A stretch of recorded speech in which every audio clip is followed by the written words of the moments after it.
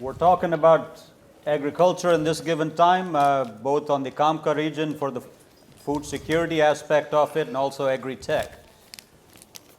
It's the most important topic. I think it's a germane topic as we discussed over yesterday and earlier today. We have an esteemed panel of 4 panelists who have given both a global and a regional perspective on this. We'll start off with our experts from the World Bank who will briefly use some slides to give the picture of the food security issue globally and also in the CAMCA region. And then we'll hear a little bit from Kip Thorne and his perspective of where things are, the Georgian perspective on the CNFA and the Afghanistan one. I would posit these 2 questions for both the panelists for their opening comments for about 10 minutes or so, and then we can have Q&A after that, and people can also come in. 2 issues, and keeping up with sort of Fred's idea that CAMCA, let's be bold and have creative ideas. So CAMCA region is well situated to help in the global food security crisis that we face today. It'd be nice to know how CAMCA region can do so immediately today, in the near term, and how it can build upon that to be an agriculture powerhouse, which it has all the ability to do so in a much varied way, not only on grains and food security, but also on fruits, on flowers, on other related items, whether it be with livestock and related livestock products, but also to the degree of wines and other agriculture products. How can it do that in building? That would be the idea and the theme. So the opening comments, I would ask people to both explain how they see the world, but more importantly, what are the constructive ideas that CAMCA region can use to sort of capture the moment and build upon it. So with that, I'll turn over first to Frauke from the World Bank for your opening comments. Over to you. Not yet the slides, no? No, go ahead. I think, so use the slides. We're not set up to... Okay. So. Let me, because I thought that was interesting for you potentially. I'm working on Europe and Central Asia region for the agriculture and food sector, but I will start with a few elements more of the global perspective, because I think in the current situation that is quite interesting, and particularly also what are the impacts on the war of Ukraine. And as every crisis, there's also opportunity in a crisis. No? There's an opportunity to think for the countries. Are our policies the right ones? Are we supporting the right things? I'm talking about the agriculture and food sector. Are we most efficient in what we're doing? And so that is an opportunity to look at these elements as well. Let me see, does it work? Yes. Okay. So globally, there was already... If you feel comfortable, you feel free to stand there so you can see it. It's up to entirely... No, that's totally fine. Okay. I have them here. So globally, the food security crisis already started before the war in Ukraine. It is already, was exacerbated by COVID, and there were rising prices on freight and, so supply chain problems before. So you can see in that slide, that's a food security situation. And of course, the redder it gets, the more of the hotspots. And in the next one, you can see with the crisis in Ukraine, starting, and Ukraine and Russia being very critical exporters of staple foods, that has has increased. And this kind of slide shows you what are kind of the main countries that are depending on imports on grain staples from Russia and Ukraine. And the ones with the red arrows are the ones from the Europe, Central Asia region. So you can see we're not entirely out of it, but we're not the ones necessarily with the biggest crisis situations. The ones that are in orange are countries that are currently facing a severe food crisis. This is kind of according to the IPC categorization. And, so countries are Sub-Saharan Africa, and MENA are also substantially. MENA is for us is Middle East, Central Asia. This one, I'm just wanted to show you, you can see that your dependency on your international food prices and the share of how much you're importing from food has an impact on how you're faring in the current situation. I'm not sure if you can read it. There's not that many countries on this that are in Europe and Central Asia, but there are a few. But you can see how severe, these come together. The more you're dependent, the more you kind of are in a current crisis right now. The other crisis that we see is on fertilizer. Particularly, both Ukraine and Russia are large fertilizer producers. So now that has been disrupted.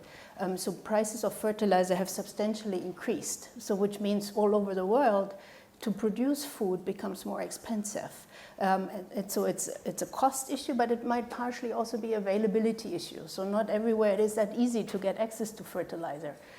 So that is something that we, from the global agriculture perspective, assume is going to stay like that for a while. So that's not a crisis that is easily and quickly fixed over the next year or so.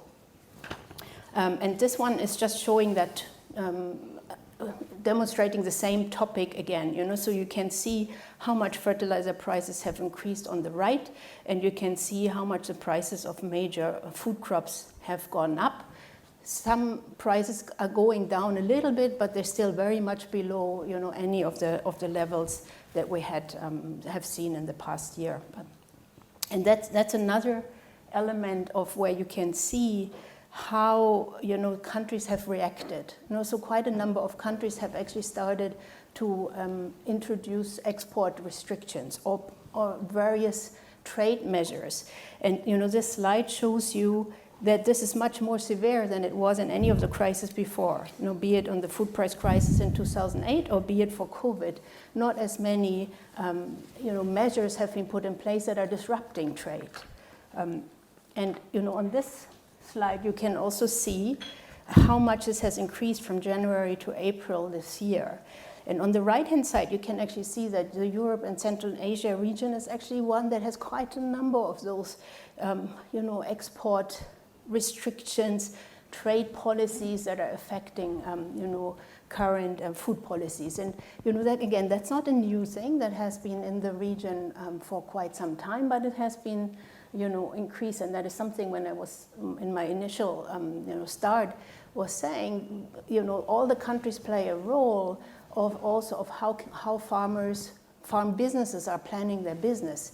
If you are constantly faced with ad hoc changes on the policies, your planning on, let's say your 5-year horizon is different, right? So these always are short-term impacts, 3 months, 5 months measures that have huge impacts on the production side, but also on how other countries can plan, and what their risk assessment is of the situation and food availability. This one I also only show briefly that the insecurity has substantially increased. So one interesting thing is on the right-hand side on that graph, where we see actually a quite substantial increase on food insecurity is actually in middle-income countries, in lower and high, middle, income countries more. So the increase in those countries is higher than it is in low-income countries. So that's something to watch. A lot of the countries that you are from, you're dealing with, are in that category. So for the countries, it becomes really important to see what are we doing about it. And agriculture measures are not necessarily the only measures that are needed to address those issues. And then just to kind of give you a little bit of a sense of what we've seen for the region, you can see on the right-hand side are the countries that have had the highest food price increases in our region. And on the left-hand side, you see it's a long list of all of the countries. But you can see there's quite a number of them in our region. And very often what we actually observe also is that food price increases are higher than general price increases. So it's an added crisis. And considering that, if you look at household expenditures in a lot of the countries in Europe and Central Asia, there's still the expenditures for food within the household income are still quite high. So any increase in that makes a huge impact and, has an impact on how food secure people are. And I'm just giving an example of actually what our poverty team is doing. That's for Uzbekistan. That's kind of it's a survey that, we're calling listening to citizens, and we do it in a number of countries. For Uzbekistan, it's about 4,000 households that are being asked. So this is a way, and this just shows you where, it's kind of a representative study. This is a way of kind of asking a number of questions. It's more for poverty levels, but now it is also being used to show how the situation changes for them on affordability of food. And these two graphs, you can see that that the number of people that could not afford food costs has risen drastically over the last months, and also the number of people that are consuming less food because of the food price crisis. This one, I'm not going to go into detail. I just wanted to show you, which is something you all know very likely, that the region is very much still depending on particularly Russia also for the export markets. So a lot of this has been also disrupted through the Ukraine war now, and partly disrupted, partly just facing a lot of delays and facing a lot of increases in logistics costs. So the two just show you as an example for how it looks for the Central Asian countries, the graphs, and how it looks for Georgia. So countries have started to look into trying to diversify their markets, and on the left-hand side, there's a couple of issues that are related to this. But it's not that easy. So that's one of the elements that we're in our projects, we're trying to support countries in, is saying, well, how can you get better in this? How can you do more, and how can you produce the types of agriculture products that are the most value adding, and also how can you bring more of the food side of the agro-processing into your direction. So going forward, I just wanted to kind of remind everybody that, and that's from our global picture, that the challenge is huge, right? So we're expecting we need to feed 10 billion people in 2050. We can't use that much more land. We want to, lower emissions. So the challenges are huge. So in addition to what I was just saying before, just the general challenges of how do you, increase productivity, how do you reduce food losses and food waste, and how do you do all of that without increasing, greenhouse gas emissions is the key challenge that we shouldn't forget about in the shorter term. So one thing that we're saying, and this is very, very broad, on the way forward is what I was alluding to before. Well, let's facilitate unhindered trade. Let's not put up all of these barriers that are actually making it hard for farmers to actually sell their products where they want to sell them. We need to support consumers, so that could be social protection measures, but that could also be better information on nutritious food. We need to support producers on various elements of increasing your productivity and doing so efficiently, and we need to kind of have more investments from government in sustainable food systems. And I'm just going to close. And sorry, this is a big slide, but this is kind of something that we're thinking about in the current crisis response. What we're looking at is to support sustainable and efficient policies for food security and the sector development, support immediate and short-term needs of farmers and smallholders, and this particularly for the current crisis. We assume there's going to be a lot of liquidity issues of farmers. If the input prices are very high, a lot of particularly smaller farmers may not be able to afford the inputs they need to actually produce food. So next year could become more of an issue on food availability. This year it is more of an issue of food access. There is enough food there, but it's not necessarily where it needs to be. But next year could be, and the years following, could be an issue of maybe not enough food is even being produced. And so there's a lot that countries can do and look at to support their farmers to actually produce and overcome some of these shorter-term liquidity issues. And those liquidity issues are not just for farmers; it's also for agribusinesses that might have lost some of their markets. And then the other one is just to maintain and invest in food security and nutrition, to doing resilient and sustainable agriculture practices. So that's just a really quick run through how we are thinking about the current situation, but how not to forget about that the longer term goals of the agriculture sector are very much aligned to what we see needs to be done on the short term crisis at the moment. Thank you. Well, thanks a lot. I think that gives a foundational aspect of what the situation is. The remaining panelists, I'm going to urge you to sort of talk as if you're talking to entrepreneurs. These are the best set of CAMCA young entrepreneurs. So what's the business opportunity? How can CAMCA get engaged in this? Ambassador Thorne, you've been our representative to FAO, to IFAD, to WFP. So what do you think both America itself, with the allied partners, and with working with these agriculture UN agencies, engage in this front? Over to you. Well, thank you, and I appreciate the opportunity to be here this afternoon. Thank you for the invitation, and thank you for the suggestion, David. Appreciate our friendship over the years when you were running for FAO Director General. Wish that would have been successful. You'd have been a good man there. So I'm going to talk a little bit about innovation and food security and the role it plays on our own national security around the world. I grew up as a farmer for 45 years before serving as the U.S. ambassador, and recently I lost my father back in January, and about 3 weeks before he passed, we were just sitting around talking, and he says, "Just look at how the world has changed since I was a boy. When I was a boy, I was plowing the fields with a horse and a walking plow. Today we have technologies that we don't have a driver in the tractor. It runs by itself. It's autonomous. We use digital technologies to prescribe how much fertilizer or pesticides or what crop to plant where and at what populations or at what rates." So the world's changed a lot over that period of time for my father. He went from 40 bushel corn, as an example, to last year 240 bushel corn. But how did that happen?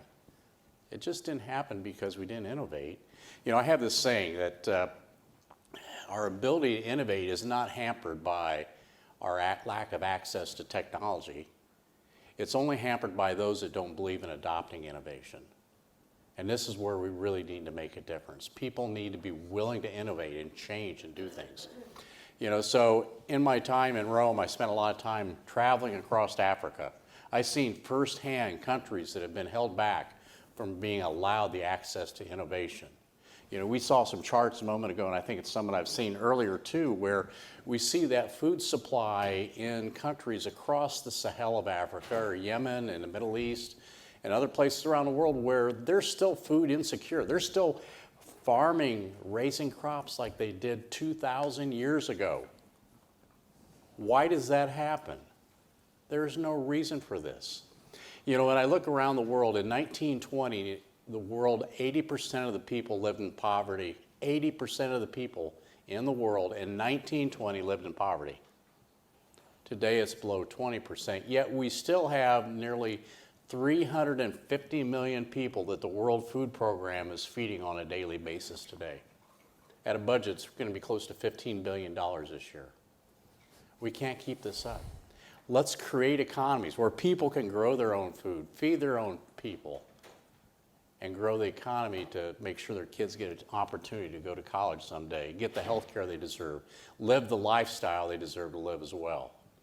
This is where innovation plays a role.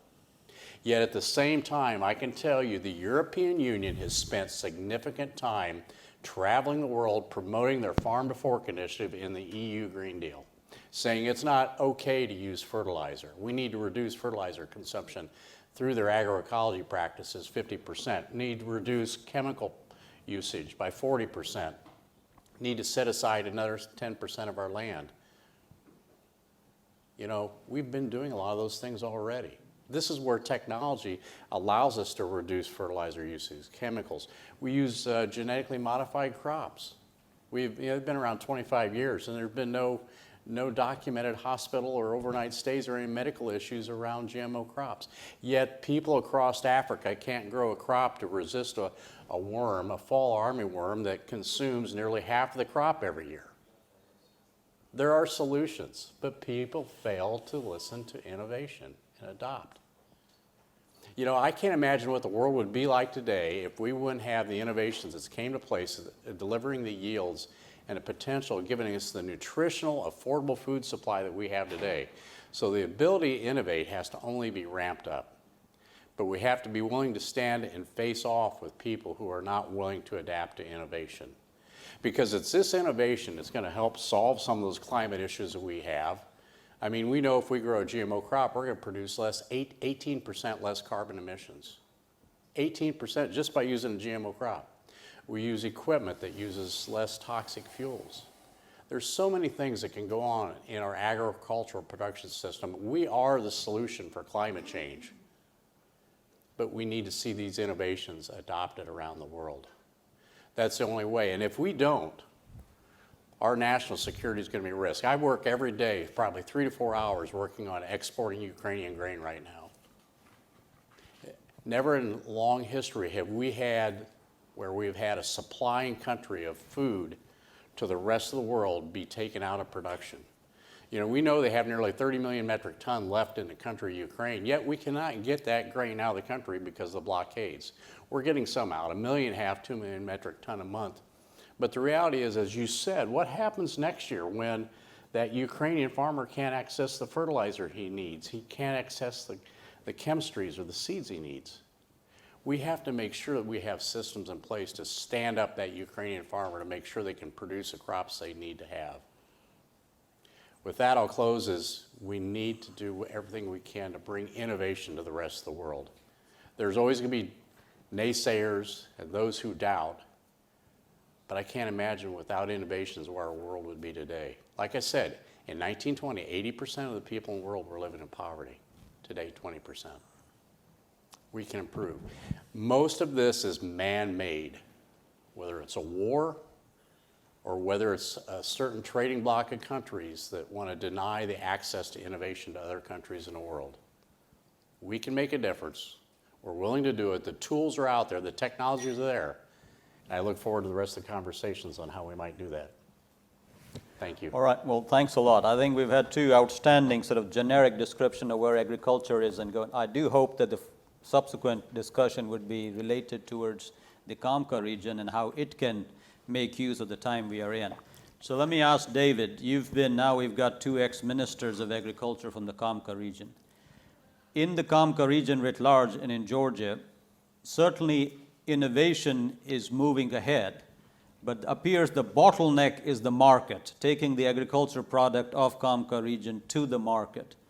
And as we go forward, this particular crisis, does it have any opportunities that we can open up the market access of the agriculture products from CAMCA in a way that allow for more investment and more innovation, both for CAMCA and for global food security? Over to you, David. Thank you, Kaush.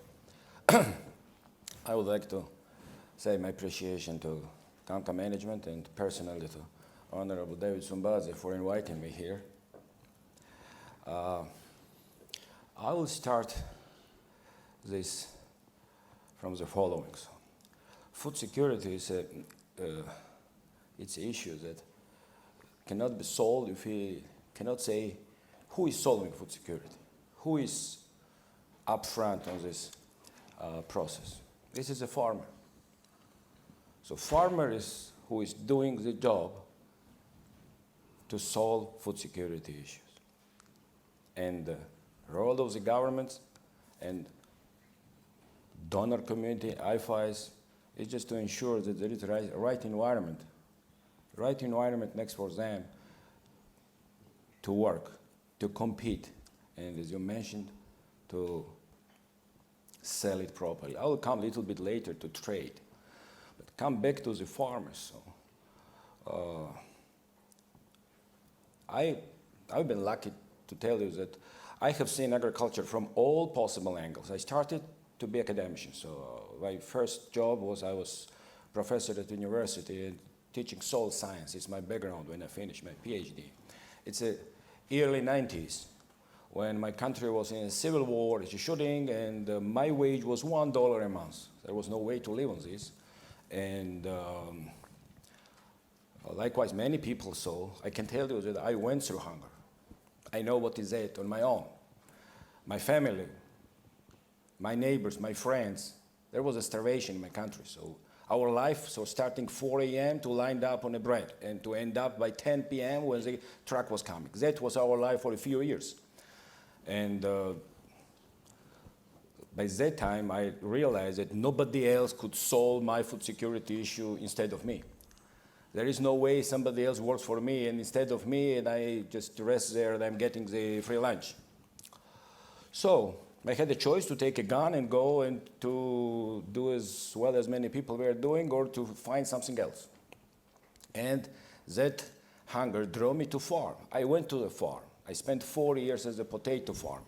We struggled, we produced products, and we solved our food security issues. There are many points that helped me by that time, and later on I could try to speak about that if I get the time. But when I'm speaking about this, why there is no food security issue in the United States, or why it's not in Holland? Why? Because farmers are strong there, and the environment is there that it is predictable environment that farmers can plan and go and do their job well. They have access to the services, they have access to the inputs, and they have access to the markets. Better than we have, like from the CAMCA region. Food security is actually two basic things. It's the production and it's access to that. After being a farmer, I joined the parliament. So I had the legislative experience. Next, I was Minister of Agriculture twice. And my first term started in 2000. And I can tell you that I did believe by that moment that we don't need, as a Georgian, because we don't have a large plains, we don't need to produce like enough wheat or grains in general, because I did believe in a free trade by that time. Like I can sell a bottle of wine in an international market, and Georgia could get a 20 kilo of wheat, and that's easy going. And I was discussing this topic with donors, with my government, debating that we, as a small land-sized country, we need to put emphasis on high-value agricultural crops. That goes to exports, that brings more cash, and farmers improve their livelihoods. But that never happens. Free trade never happens. Unfortunately, when you speak about free trade, you need to add free and fair trade, because as soon as it is coming to little difficulty, so it disappears as free trade. And now a problem starts. As an example of Georgia, I can tell you that Georgia normally buys wheat from 3 countries. It's Kazakhstan, it's Russia, and Ukraine. It's the basic suppliers. But those 3 countries, before war, of course, they still care about bread price. As soon as bread gets up, so they stop their export. And the only country that's not banning their export is the United States. And one is 45 days to freight the vessel in Gulf of Mexico and bring, if you have a cash, and bring wheat from United States down to Georgia. For that particular reason, alongside with WTO fair trade, we realized that we have to produce at least certain amount of wheat that keeps you during the moment of the trouble. But again, who is supposed to do it? Farmer. What we need, we all, entrepreneurs, traders, government, and donors, we just need to help them to build up their capacity, to adopt what Kip was saying, technologies. Farmers are conservative, that's no doubt. They need to see that it's working and they're going to do it. But that should be staying out of politics. That should be out of politics, because when politics jumps into the farming, and farmers are not as flexible just to follow that. They are completely different people. And there are only few places in the world, assuming that there is a peace worldwide, because of the natural conditions, because of the bad soil, or because of the bad climate, they cannot produce. There are some places that they cannot do it. And when they cannot do it, here is the role of WFP. This is assistance to the people who cannot produce, or for some reason they are having a natural calamities. But that That's manageable. We're talking now about real issues with capacity to produce and with capacity to sell. And after this, the income to farmers are coming back. We need to remember this is only one time a year that farmer gets income. So they are heavily dependent on they're just one by one with God. In the 15 minutes, their harvest could be gone. So they need a special treatment from both sides, again, from the government and from the donor side. But this treatment should not be like giving a food to them, just to empower them with two things, as I started. First is that they to adopt, accept innovations. They should get the new technologies. They should have access to the quality fertilizers and pesticides and machinery services. They should have access to the financial resources. They should have developed extension services. And what's very important, they should have access to the market. Access to the market because when it's free and when it's fair. So this is good for farmers. They can have their products sent to the lucrative market. They will get a decent income like other countries are getting. So CAMCA countries could make the same. Just one thing that is important. We just need to keep these people empowered with knowledge, with inputs, and with services, and help them to be close to the markets. If we can manage this, there is a future for that. There's going to be no huge problem of food security. Otherwise, we're going to all witness very soon another meeting on UN, FAO that's talking about another SDGs that's going to be met after 15 years, and there will be another 15 years, and there will be another 15 years, because nobody else could solve this problem without farmers. These fancy, lucrative meetings down in Rome or New York and getting these people in nice speeches of the heads of the states, that could be enough to save lives of 100,000 people in Africa, in Asia, in Caucasus. This is a improper use of the funds. And the effectiveness of the funds should be always. And I'm telling you this because I've been as a part of the recipient. And I know what does it mean when I knock the door of the donor and they tell me, listen, young man, come after 1 week. Or even say, you can hear from my secretary sometimes. And I'm sitting next to the phone a week, this bloody week is not going, and nobody is calling. And they are not telling me that even no, quickly saying no, it's something for somebody who is asking. Because when you are asking, you are already humiliating yourself. You're going there. You don't need this to sit there and wait into the fancy cabinet of these rich donors. And last 16 years, I sit on the donor shoes, and I see how it works from this side, but I remember that. And I want to finish with one thing that is very important to solve the food security and how it happens. Back in 1995, when I told you I started to go to farm, there is nothing in Georgia, no money, no input, absolutely no light, just only water is coming. And so we decided to grow potatoes. And, but there is no money available. So I heard that Dutch finance minister, Gerrit Zalm, is flying to Georgia for a day trip with 26 Dutch businessmen. One of them is a company, Agritech, named famous producer of potatoes. And in Georgia, we have 2 districts where one can grow yearly potatoes. That's a very lucrative product. So it gives enormous, low income, low harvest, but price jumps like to $8 in April. We went, and don't ask me how, we sneaked there, and I made a presentation to ministers. He heard about this, and he said, he told these guys, the president of Agritech, just go and see their land, see the farms. We went together to see the land, and when this guy saw this land, he said, yes, this is perfect. If I have this land, I put on the knee entire Europe, he said. So, Minister of Finance of Holland, the same moment, write a check for 1 million guilder to us, and says, this is yours, guy. I don't say the name. One government official was sitting next and says, no, he said, please give money to us and we're going to distribute money to the farmers. He said, no way. Either I'm giving money directly to these farmers or nobody takes it. So that was a decision quick. We got it and we started our farm. I am telling this story to every donor. When you are speaking with people in need, just make it quickly and decide quickly, because somebody who never been hungry, they have a hard time to understand what does it feel to be in hunger. Not only yourself, but your family, your neighbors, and your friends. And this is the important thing, how to behave in donor community, how to change this. And if it is possible to change them, because it's all human, whatever technology we are adopting, eventually we are ending up to the individual players, and empowering them, we're going to solve the food security issue. Thank you at this moment.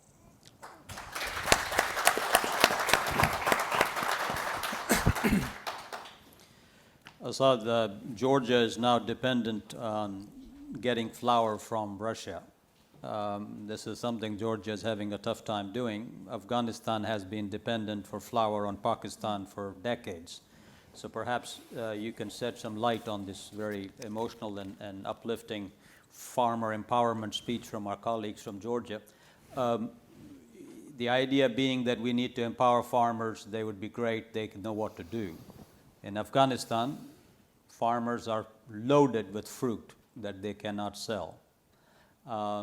They know everything, they just need a little bit more money, a little bit more irrigation, and most importantly, access to market. So it'd be great to hear from your thoughts on how we can address the limiting factor in the region. So farmer empowerment is good for everybody, everywhere, including America and Europe and Africa. What is exactly we need to do address the limiting factor in CAMCA region? Thank you. It's great to be among the distinguished speaker and meet all my colleagues and friends. I will also touch base some of the earlier question you posed to us in regard to considering the current situation in the world, what the region can offer, and most importantly, entrepreneurs are here, what they are looking for, what they should be looking for. In order to do that we need to understand the potential in the region, potential in Afghanistan, in Uzbekistan, in Kazakhstan, and elsewhere. And in order to understand that simple facts that are there,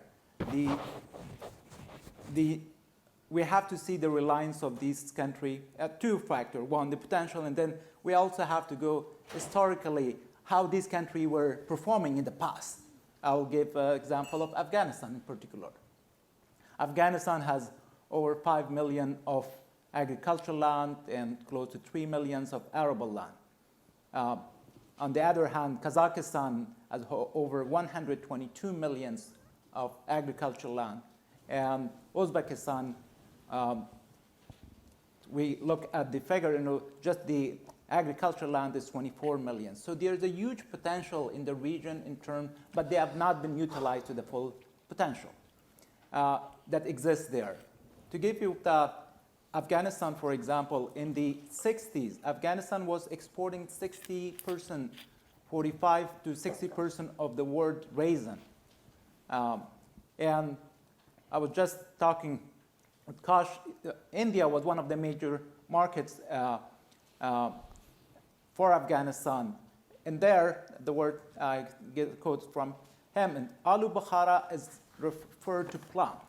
And the word Bukhara is coming, that the Central Asia, Afghanistan was the source of fruit, high fruit supply to the region. So we have to look historically, when this was offering in the past, what needs to be done in order to tap to those resources, in order to work with those farmers, to help them, as ambassadors say, to introduce them to the technologies available and help them be more productive.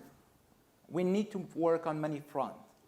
We need to work on the infrastructure, as there are a lot of improvement in the Asian-Europe connectivity. We have to look at how investment can further enhance the infrastructure, not only in terms of connectivity, but in terms of agriculture infrastructure, the cold storages, the processing centers.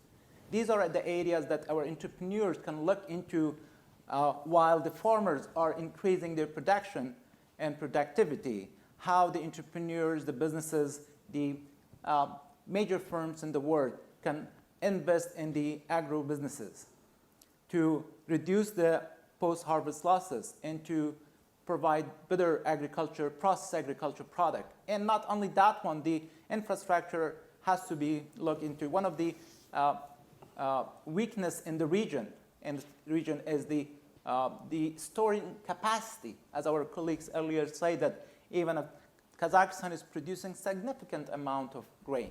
And there's not enough storage in the region, in Georgia, in Azerbaijan, in Afghanistan, even if it's supplied, to be able to store what will happen. So there is a need for not only storing, investing in the storage capacity, cold storages for high fruit. Looking at that one, so what needs to be done? We have to look at a model to address issues of financing, to address issue of educating the farmers, to bringing in the technologies, and also addressing the storing capacity to be able to process high-value crops. Afghanistan has some of the best products or high-value crops in the region. I understand what's happening right now in Afghanistan has, crippled us in terms of economy, the people. And the war in Ukraine not only has impacted in Afghanistan, the prices, to give you example of, as you have given the price hike in some of the countries, to give you example of Afghanistan, the price of flour and oil in the past 2 months has jumped between 25 to 30%. And it was already higher because the currency fluctuation, the closed economy. The other aspect of that one, 1/6 of the Uzbek household, at least a member of them, were working abroad, and mostly in Russia. And they were bringing a lot of remittance back home. And that has been reduced by half or more. So that has already slowed down the economic growth of Uzbekistan, not only in terms of food availability, but in terms of the remittance that was coming. So this is the time that the region has to look more strategically of the resources available, of the potential it has, the connectivity already there, and what needs to be done, and how to work and tap into those resources and go back to, in case of Afghanistan, to this to the time that there were. We are not talking about a vision that was not possible. We had that potential to export to the world, and a large quantity beyond feeding ourselves. It's not just the food security, it's to be able to feed people in the region and beyond. In the 60s in Afghanistan, and also we can look at the production capacity of Uzbekistan and Kazakhstan beyond their independence, although there were not much diversification. Now there has been, like Uzbekistan cotton was major cotton producer. Now they are also diversifying into high crops. So there is I'm trying to say is how to tap into the potential, how to attract investment in the region. The potential is there, the capacity is there, how to work with the investors and international organization to bring that technology and that knowledge to the region and work more closely. The members I know every country has their own priority and national security, but looking at what happened, how they need to work collectively to find those resources and to share that knowledge of what the experience of Georgia in terms of high-value crop, how that to be shared with Uzbekistan, or how Uzbekistan needs to share those resources with Afghanistan in terms of the extension services. So there's a lot to be looked into, and I think if the colleagues in the CAMCA region, the entrepreneurs, put their head together, there's a lot of investment opportunity, small and as well as major, to work on that aspect. Thanks. We'll take questions now. We've got 15 minutes, and I'll round up some questions together if people have questions to ask. People can raise their hands, and please, whoever's got the mic. You don't have to wait for me. People got their hands. Please go to them. It takes a long time. So go right ahead, then we'll come back over there. Well, thank you very much. Works. Thank you very much for the presentations and for giving the overview. I'm wondering now, we talked about, of course, diversification, but from the food value chains, what we see particularly with the outbreak of war in Ukraine is that the development community is putting their money into the self-sustainable food value chain development within a country. and as opposed to, because of the diversification of the exports and imports, it was a problem. So do you see this becoming a trend in the region, and except for maybe Mongolia and Afghanistan, all the other countries of CAMCA are in ECA region. So do you see this as a trend, and this is going to be the continuation of the business investment, or this is just an episode given the current food situation in the world? Thank you. All right. We can go ahead and ask your question there.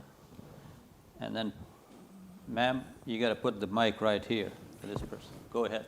My name is Zuluk. I'm from the Kyrgyz Republic, and I work in one of the USAID projects on agri-trade. So one of the issues we're trying to tackle as well, which is also related to the food safety and food security, is bring up the aggregators in the regions. And one of the things you mentioned as well, that we sell a lot of goods and we trade with Russia. And one of the reasons for that is because Russia accepts our products with our certificates, with their quality certificates. We cannot sell our goods to Europe or even China because there's a higher quality standards. And so the question is now, even within sometimes regions is difficult. So are you looking in your work in the World Bank in harmonization, or even looking into this infrastructure of ensuring that market systems are, operating properly? Are you looking into bringing up that sort of a standard in the countries like Kyrgyz Republic and CAMCA region overall?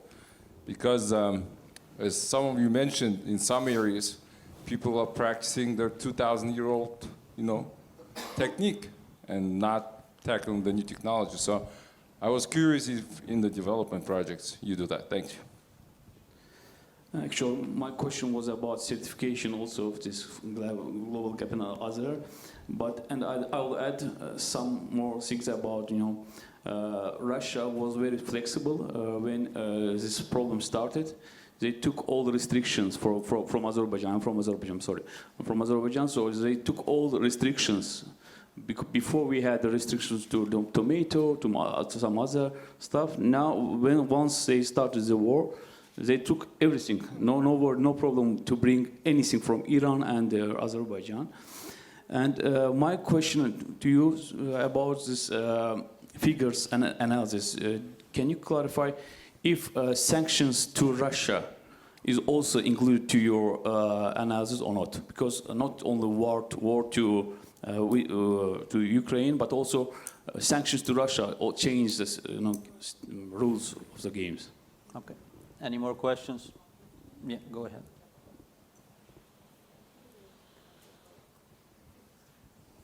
Hi, my name is Mahbub. I'm from Tajikistan. I had a little bit legal question. What do you think is the best? Because we all live in post-Soviet period, and we're changing from the system where all land belonged to the government, and there were only collective farms. And now some countries have adopted private ownership of land, and some other countries have a mixed system, and it's not a really clear issue. So what is the world best practice? Is it to allow full private ownership of land? And what is the best based on the innovation and latest developments? Is it to support small-scale farms? They are more efficient, or to somehow promote big agricultural conglomerates? What is the best approach which works in countries? Thank you. Okay, thanks a lot. So we've got local sustainable local agriculture. Is that a blip or a trend? You got standards, Russia sanctions, and what did you do about collective agriculture going to market agriculture on land ownership?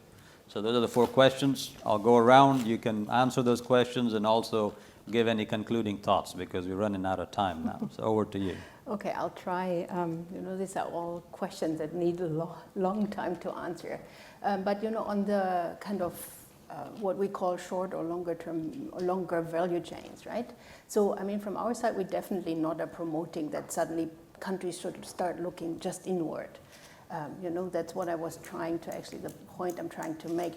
Countries should still look into where is your value added. And yes, there is problems sometimes, that you may not be able to sell, but that doesn't mean, it's cost efficient for you to produce some of the other things. So we still have to trust a certain element of a trade there. But there are possibilities for shorter value chains for some countries. For example, we've just concluded a study for Croatia. High tourist demand, some organic agriculture production, farmers still small, but they could actually benefit from that tourist market. So there are parts of sometimes, depending on the country, on possibilities, as a separate market basically for you. So you don't have to always look at your exports. There's also a lot to say, import substitution in some ways. In Uzbekistan, for example. So, Frauke, we only have 6 minutes. I know, want everybody sorry. to speak. So that's what just I was yeah, warning you, yeah. But so there's on dairy products.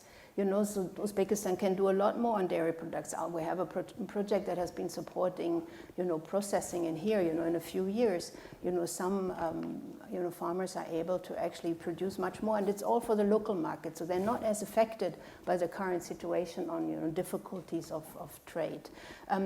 On food safety, we do quite a lot on it in our project. So that's for Kyrgyz Republic and Azerbaijan. Azerbaijan, we just closed the project, did a lot on food safety. And Kyrgyz Republic, we're actually preparing a new project as we speak. And that is one of the elements that we're trying to always integrate into our project, is how can we help the countries to be more ready for diversification. We've also finished a study on horticulture exports for Central Asia. And one of the findings is actually on digital, that farmers and farm businesses need to be getting better in, digital tools and, digital, we are facilitating their agriculture products digitally, for example, for export market like China, because that's much more demanded. So that's also elements where the innovation can come in, where you can help farm businesses to actually be able to diversify and access So, Frauke, some of the other would you markets. also be able to be out after this meeting? Yes, I'm there. So please follow up and she'll give you more detailed answer. Exactly, and that very elegantly led me to not answer the land question, because that I think is the trickiest, and I don't think there is a one-size-fits-all. Okay. I think the key is, as for the trade, it's security. If you're getting access to land, you need to be able to invest in it. If you don't know if somebody's going to take it away from you a year later, you will not invest in it in the same way. Okay. So there can be different solutions for that. All right. So I'll be real quick. So your question, are we developing around the world? Yes. I'm actually leading an organization. We're doing some development in Africa right now, but it's not going to be the UN's can solve these problems. They're not going to do it. They don't have the money. They don't have the expertise. We're going in with the private sector. We're investing in smallholder farmers, SMEs, and we're investing in large operations, because I know as a U.S. farmer, it takes all sizes. It takes all systems, from organic to commercial. It takes large, it takes small. But to your point on land ownership, our family's been in the business 9 generations in the United States on the same farmland. I guarantee you we'll take care better of that land than any government's going to take care of that land. And we'll control it. We'll control our environmental footprint. We'll make sure we're preserving the climate, and we'll make sure that that land remains productive for future generations to use. But yes, we do development in other countries in Africa, and that's where we grow the economies and make lives better. Thank you. David? Yep. First, about certificates for trade. When Russians are taking it easier and other countries are not. So to make sure that the product of any country goes to the, let's say, lucrative markets, it's a first responsibility of the respected government, just to make it quickly negotiated with that particular country or whatever union. In your place, I would be not giving a slip to your Minister of Agriculture and Minister of Economy. You must have some associations or product clusters, whatever. If you are interested to get your certificate approved, you need to do it and comply with that. And with few exceptions, those certificates cares about health. And I believe that if we send good product to export, our own population deserves also to have a quality and safe products to eat. Second is that do not concentrate yourself on the one market heavily. It's our experience. So when we got it with Russians, we got embargo and our wine industry was collapsed. Wine versus hazelnut from Georgia. Wine still, but it's now only 60%. It used to be 90, goes to Russia. But hazelnut, 100% goes to Europe. So hazelnut is a stable market without any political complications. We never face problems, no political games. With Russian market, so I always was telling to our winemakers, don't sit on one market, even on such a nice and great market as the Russian Federation is. Diversifies it. Okay, thanks. One area that I would have just put a different view in terms of smallholders is, in countries like Tajikistan, Afghanistan, culture is different. The smallholders, when they inherited the land, and later on they divide the land between siblings and it goes small and shrink to the extent that it will only be able to build a house on it. And this has reduced significantly the agricultural land. Having that in mind, I was still in favor of private ownership, but with certain policy to encourage farmers not to turn it to a smaller piece of land, but to continue farming. Okay, thanks a lot. Let me say, I forgot. Sure. Land to be private, without real owner, because if it is not taken care, so you see the kolkhoz and sovkhoz lands mainly been depleted. The king of the soil, it's in Poltava, it's now in Ukraine, where war is going. Its name is Chernozem. The content of the humus in this land, when it was discovered, used to be from 8 to 12%. Now it's around 3% there. That's a misuse of the soil. And you know why? Because nobody cared about that. You need to care just to make sure that you are getting sustainable future. You cannot expand your land in a size because your neighbor may shoot you on this. You need to make a productive land inside of your area and make sure that your kids and grandchild are working there also with same conditions, if not better, than you have. That's my answer. So the old saying goes around that if you do a work, as a government work, is an 8 to 5 or 8 to 6 work. Agriculture is a 24 hours. So it's pretty darn difficult to work 24 hours 25. on somebody else's land. And so until it's your own, you just don't work on it. So that's the answer, whether you do this or not. But great panel. I leave some thoughts that I thought would be interesting to use, but we didn't address it. The limiting factor for agriculture in the CAMCA region, the limiting factor, it's not that you don't need more technology and more empowerment, more all that, is market access. It's market access. So this is the premise. Maybe we didn't get around to it. You guys can say if it's wrong. That today there is more extraordinary agricultural product from Mongolia, from Afghanistan, the Central Asians, from the Caucasus region, than they have the market to reach. If they're able to get those products to market, more investment would flow into the agriculture sector, leading to all the good stuff that was talked about here, technology, innovation, empowerment, all the rest. So the emphasis is that it is landlocked, it has transportation issues, it suffers from monopsony, having just one buyer, whether it be Russia or China. So we had a whole session earlier today about transport corridors, both south and west. And this particular opportunity of a food security is the opportunity for CAMCA to build on and address its market access issues once for all. And if that were to happen, there would really be a tremendous revolution, not just on agriculture and grain crops like wheat, but on the high value and even the wines and all the livestock, especially the small ruminant stuff, but in particular, even on high, just like wine, or all the other stuff and we haven't even talked and touched flowers, which is sky is the limit. I mean, we're flying flowers from Cape Town and Nairobi to Amsterdam. You could do the same thing from Afghanistan and Kabul and Samarkand to do this. So that's the kind of thinking to be needed. We can sit here and I can give you a lot of war stories on what a farmer is and not, and a rancher is and not. But in the investment style, and to that end, what are 4 things that CAMCA can look at today? And I'll leave you with that. One is that there is already a default financial investment hub in Central Asia for agriculture. Nobody has named it, but most of that comes out of Dubai. So agriculture, whether you talk on Afghanistan, Central Asia, a lot of these dealings are done by Dubai. So can you build a regional investment and even agriculture futures markets out of Dubai that'll get more investment into the region? The second has to deal with supply chains and resilient supply chains of agriculture in the CAMCA region.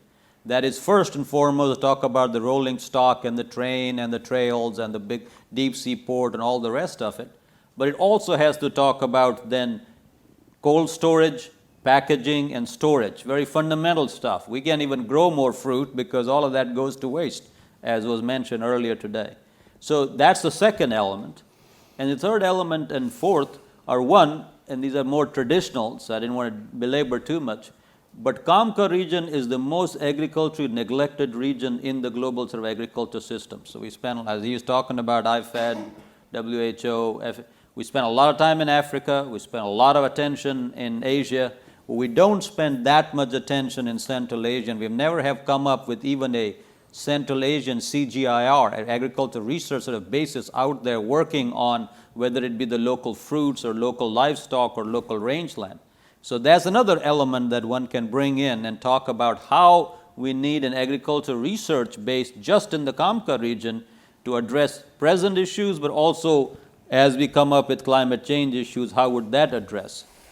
And then foremost, no agriculture person can sit here and talk and never mention ag extension. So I think ag extension in particular, to bring in all these three things we talked about within the CAMCA and the relationship with Europe and with America and with South Asia, I think is an important. And so if you take this four-part effort of an investment hub, a supply chain hub that sort of works on these things, an issue that deals with a new dedicated research organized on the CAMCA side of stuff, and look at and improve ag extension project will address all the questions mentioned here, whether it be small or long value chains, whether it be standard issues, whether it be ownership issues. Inherently, the way you populate would be out through extension, learning from each other. So I think that's something that CAMCA as a region hopefully will take it up, and this group, as we go forward. But again, thanks a lot for this, and thanks for the session. We'll have the session over and talk.